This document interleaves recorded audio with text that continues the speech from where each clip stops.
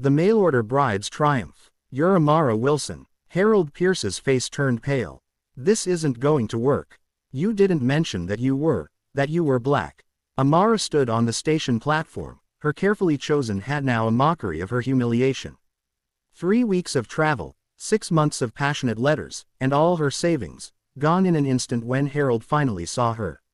In your letters, you wrote so well. I imagined, he stammered, stepping back. Couldn't you have warned me? Amara gathered her dignity. Tell you what, that my skin is dark but my feelings are real. You never asked. Harold glanced nervously at the curious onlookers. A well-dressed black woman being publicly rejected created quite a spectacle in Riverbrook. You have to understand. The community here, my business.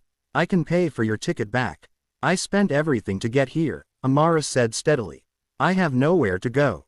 Is that your solution, Pierce? A deep voice cut through the tension. Throw money at the problem like always. A tall man in simple but expensive clothes appeared, Alexander Maxwell, owner of half the region's productive land. It becomes my concern when I watch a man I've known for 15 years behave like a coward. He turned to Amara. Miss, I offer you lodging at my home until you decide your next move. Harold choked. Maxwell, you can't be serious. What will people say? Alexander smiled coldly. The same people who depend on my land for their livelihood. I'm curious to hear what they'd say. What no one could guess was that Amara carried more than clothes in her trunk. She held documents that would change Riverbrook forever. The Maxwell estate was a Victorian mansion surrounded by thriving plantations. At dinner, Alexander explained his abolitionist family background, while Amara revealed she'd been a teacher in Boston. What she didn't mention was her real secret, an inheritance from her grandfather, including ancient documents about certain Riverbrook lands hidden in a false bottom of her trunk.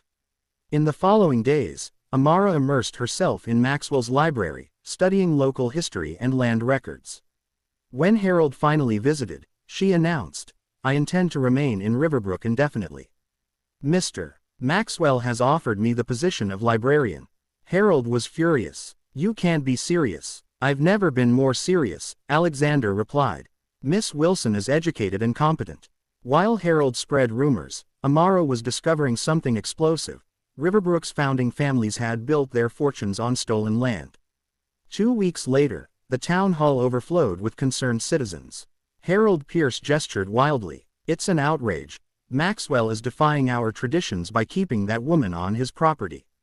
The doors opened. Alexander entered with Amara, who walked like a queen. Miss Wilson is here as the legal representative of a matter concerning all of you, Alexander announced. Harold laughed nervously. A woman of color with no authority.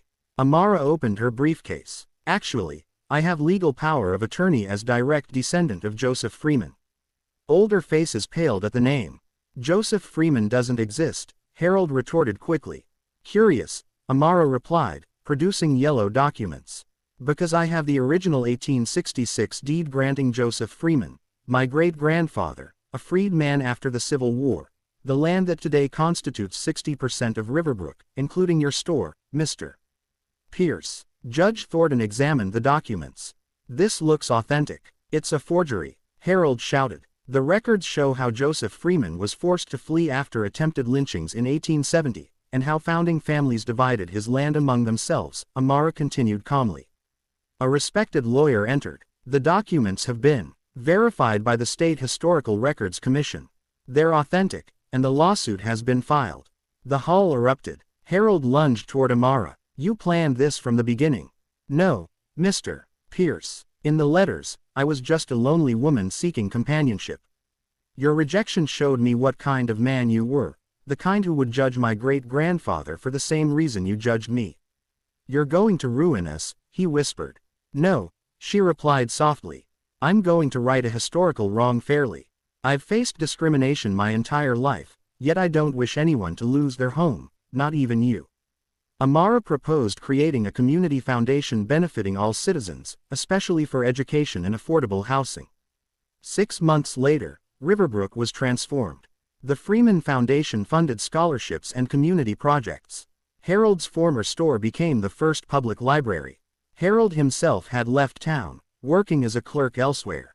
You could have destroyed him completely, Alexander remarked as they strolled through gardens now partially converted into a cultural center.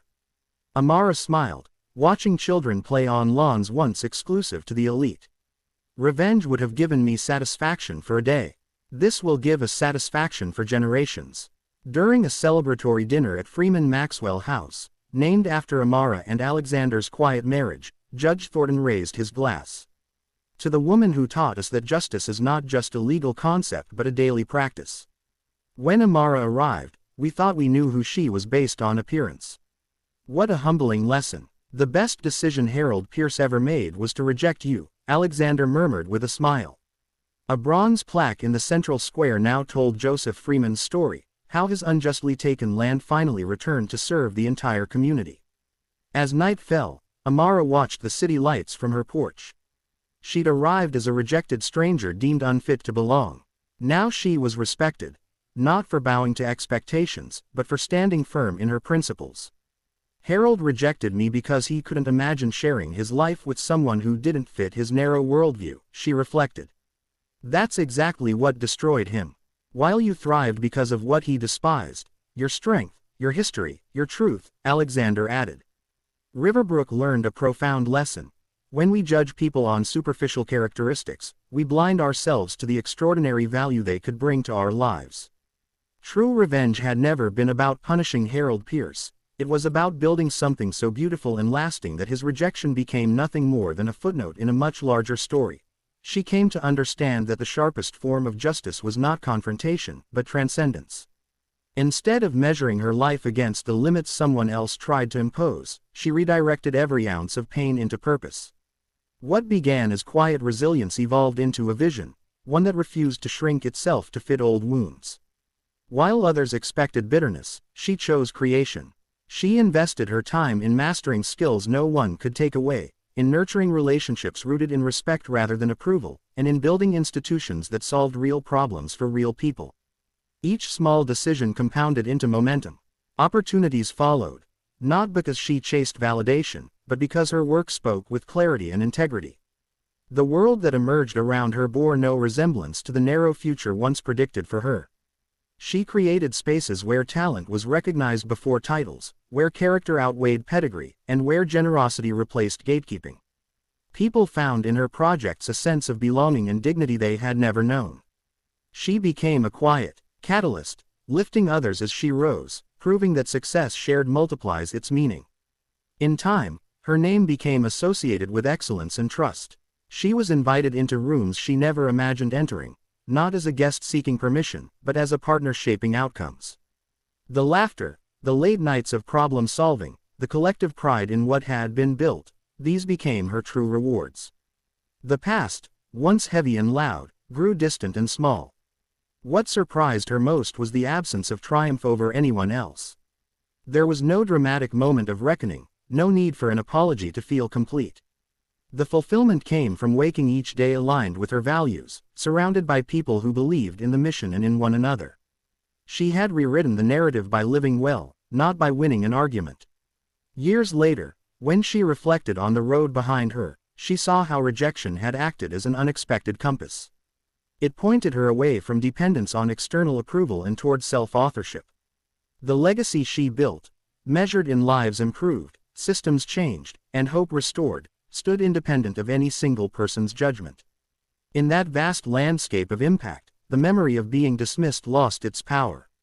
It existed only as a reminder of how far she had traveled and how expansive her world had become. Her life was no longer a response to someone else's decision, it was a testament to her own. With that realization came a deep, steady peace. She no longer measured progress by recognition or applause, but by the quiet certainty that her days were spent in alignment with her purpose. The choices she made were no longer reactive, they were intentional, grounded in self-trust rather than defiance. Every achievement carried a sense of ownership, because it had been shaped by conviction, not opposition. As time passed, she noticed how easily she moved through spaces that once felt forbidden. Confidence replaced caution, not as arrogance, but as earned assurance. People sought her insight, not because of a title, but because her perspective had been forged through perseverance. She listened more than she spoke, knowing that real influence rarely announces itself. Most importantly, she became free. Free from the need to explain her worth, free from old narratives that once tried to define her limits. What she built continued to grow, sustained by values stronger than any single setback. And in that freedom, she discovered the ultimate victory, a life shaped by choice, integrity, and an unshakable belief in her own direction.